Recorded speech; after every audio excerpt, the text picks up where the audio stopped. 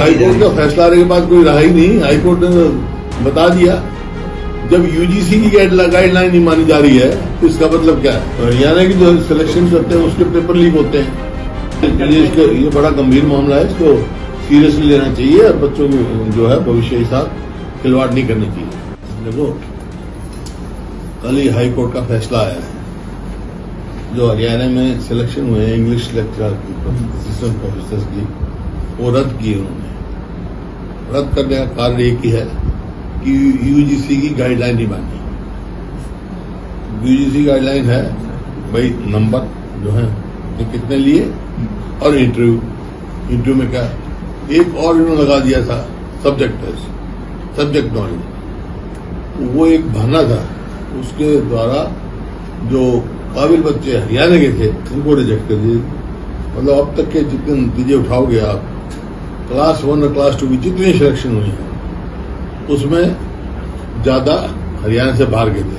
ये नहीं हरियाणा के बाहर नहीं, आप हमारे हरियाणा के बच्चे भी बाहर लग जाते हैं, लेकिन जो प्रपोर्शन यहाँ पर है वो किसी स्टेट में नहीं।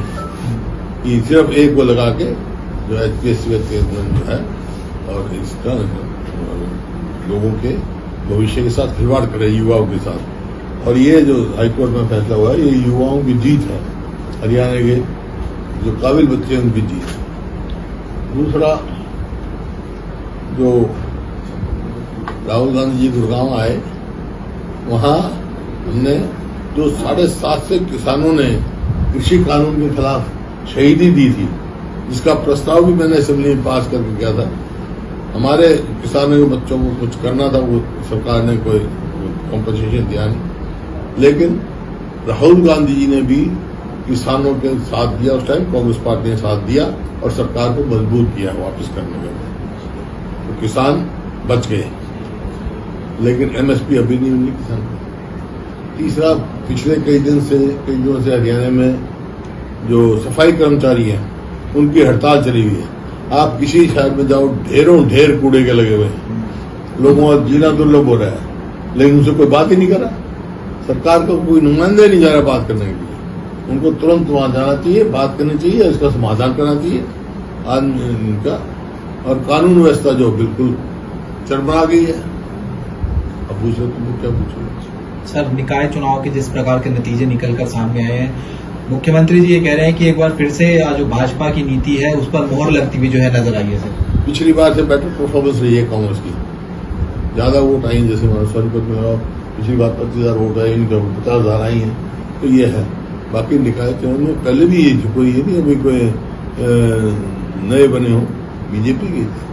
सर, इस बार आप लोगों ने काफी अलग स्ट्रेटेजी अपनाई। इस बार आप लोगों ने एक रणनीति बनाई थी, उम्मीदवार जल्दी चयन कर दिया था, इसके अलावा भी कई फ्रंट पर आपने अच्छा काम किया। नहीं, पिछली बार भी कॉर्पोरेशन के हमने उम्मीदवार बनाए थे, लेकिन बावजूद उसके हमने पिछली बार कमेटियों में नहीं लड़े थे हम, लेकिन कॉर्पोरेशन पार्टी सिंबल पर पहली दफा लड़े थे। आमतौर पर कांग्रेस पार्टी सिंबल पर लड़ती नहीं थी।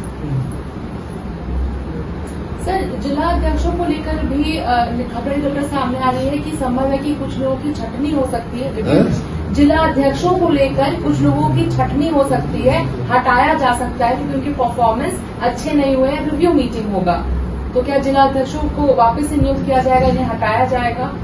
नहीं, आपको मालूम होगा, मेरे को मालूम नहीं। सर, ये जो भर्ती को लेकर सवाल लगातार पार्टी का काम पार्टी करती है। भर्ती को लेकर सर जो सवाल लगातार उठाए जाते हैं भर्तियों को लेकर, उसमें सरकार का ये तर्क आता है कि योग्यता और पारदर्शी तरीके से जो है अब तो हाईकोर्ट का फैसला आने के बाद कोई रहा ही नहीं। हाईकोर्ट ने बता दिया, जब यूजीसी की गाइडलाइन नहीं मानी जा रही है तो इसका मतलब क्या है कि पारदर्शिता नहीं है और मेरिट नहीं है। मेरिट तो जितना एग्जाम में नंबर आए और उसके हिसाब से इंटरव्यू कॉल किए गए, एक पोस्ट के अगेंस्ट जितने भी आदमियों को, और इंटरव्यू में कितने नंबर आए। बच्चे इंटरव्यू में सिलेक्ट हो गए, वहां हो गए, लेकिन एक और सब्जेक्ट नॉलेज के उसमें निकाल दिए जाते हैं। बाहर के कैंडिडेट को मतलब 12.5 नंबर है तो उसमें 9 9.5 दिए जाते हैं। हरियाणा के कैंडिडेट को 1 1.5 2 नंबर दिया जाता है। तो अब एक्सपोज हो गई वही बात, तो अब तो कोई गुंजाइश ही नहीं रही इस बात की, पोल खुल गई। सर, राष्ट्रीय स्तर की बात करें तो नीट पेपर परीक्षा कि जो पेपर है वो लीक हो गए दोबारा से, दूसरी बार ऐसा हुआ, इसके पहले 24 में हुआ था, अब 2026 में दोबारा से हुआ। कहीं ना कहीं बच्चों के भविष्य के साथ बिल्कुल खिलवाड़ हो रही है। 22 लाख, और ये हरियाणा में तो कई पेपर लीक हो लिए, पता नहीं कई 10, 12, 15 से ज्यादा हो लिए होंगे। हर बार यही होता है। नीट का हाँ, नीट का चौथी बार हुआ, लेकिन हरियाणा की जो सिलेक्शन करते हैं उसके पेपर लीक होते हैं। बच्चों के भविष्य के साथ खिलवाड़ क्योंकि बहुत हाँ, ये बड़ा गंभीर मामला है, इसको सीरियसली लेना चाहिए और बच्चों के जो है भविष्य के साथ खिलवाड़ नहीं करनी चाहिए। सर, सफाई कर्मचारियों वाला मसला भी सर बड़ा है, जिस तरीके से चूंकि निगम से जुड़ा हुआ भी, हालांकि चंडीगढ़ में बैठक अभी चल रही है। सर, कैसे देख रहे हैं कि इतनी अव्यवस्था? भाई, इतने दिन हो गए हड़ताल करे, ये पहली सरकार देखी है जो कोई बात करने नहीं पाते उनसे। उनको बुलाए, बात करें, समाधान निकालें। कोई ना कोई तो वजह है जो इतने दिन से बैठे बेचारे। फायर ब्रिगेड, हाँ, फायर ब्रिगेड के बैठे हैं। सर, प्रधानमंत्री नरेंद्र मोदी के द्वारा देश को कहा गया है कि 7 चीजों में एहतियातन थोड़ा बरते, जिसको ध्यान में रखते हुए केंद्र के द्वारा, केंद्र के मंत्रियों के द्वारा जो उनकी जो प्रोटोकॉल जारी है उसको कम की जा रही है। विपक्ष के द्वारा किस प्रकार से सहयोग किया जाएगा?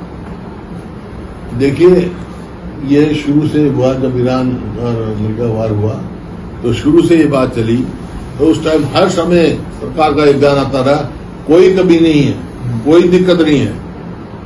स्पष्ट बताना चाहिए भाई, हमारे कमी है, स्पष्ट क्यों लोगों को कर रहे हैं, गुमराह करते हैं। मोदी जी ने अपने कॉन्वॉय में कटौती कर दी है, पहले से ज्यादा अब पहले से कम है कॉन्वॉय में लोग, और गाड़ियां भी 2 ही गाड़ी अब लेकर के घूम रहे हो, मैसेज दे रहे हैं। वो तो आसाम के मुख्यमंत्री की ओथ पे दिखी कितनी कानवाई किसकी है। सर, असम के मुख्यमंत्री हेमंत सोरेन ने कहा है कि पहले ही बैठक में हम लोग यूसीसी बिल लेकर आएंगे। यूसीसी बिल लेकर आएंगे पहले। चलो, तो उनका काम है, जाएंगे जब देखेंगे कांग्रेस क्या कहते हैं, क्या स्टैंड है, क्या लेके आएंगे। सर, बीजेपी की जहां जहां मेजोरिटी आई है वहां वहां सरकार बन गई। केरला में कांग्रेस पार्टी जीत करके आई है, लेकिन अभी तक जो है वो मुख्यमंत्री तय नहीं कर पा रहे हैं। तो ये कंफ्यूजन उनका कहीं ना कहीं कर्नाटका से कोई कंफ्यूजन नहीं है, केरल तक पहुंच गया। कोई कंफ्यूजन नहीं है, या उनसे विचार विमर्श किया जा रहा है और बेस्ट चीफ मिनिस्टर चुन के भेजेंगे। सर, एक सवाल सर, ये सांपला नगर पालिका को लेकर है कि वहाँ भी कांग्रेस पार्टी नहीं जीत पाई। कांग्रेस लड़ी नहीं? किसने कहा कांग्रेस लड़ी है? कांग्रेस नहीं लड़ी, कांग्रेस चुनाव नहीं लड़ी है। मैं कभी लड़ते ही नहीं है कमेटी चुनाव।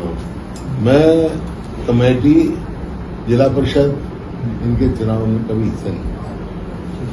ठीक है सर। Thank you.